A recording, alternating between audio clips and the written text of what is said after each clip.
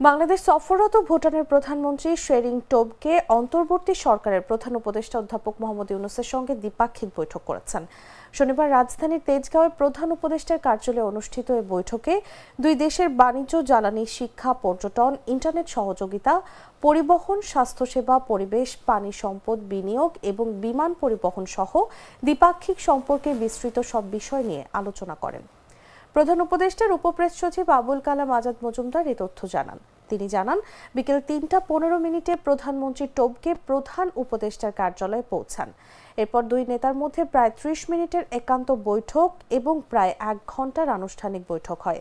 প্রধান উপদেষ্টা অধ্যাপক ইউনূস ভুটানকে বাংলাদেশের অত্যন্ত গুরুত্বপূর্ণ বন্ধু উল্লেখ করে বলেন, আঞ্চলিক বাণিজ্য ও অর্থনৈতিক সহযোগিতার ক্ষেত্রে ভুটান বাংলাদেশের দৃষ্টিভঙ্গির একটি গুরুত্বপূর্ণ অংশ। বৈঠকে দুই দেশ দ্বিপাক্ষিক মুক্ত বাণিজ্য চুক্তি নিয়ে আনুষ্ঠানিক আলোচনার পরিকল্পনা নিয়েও কথা বলে। ২০২০ সালে বাংলাদেশ ও ভুটান প্রেফারেন্সিয়াল ট্রেড এগ্রিমেন্টে সই করে।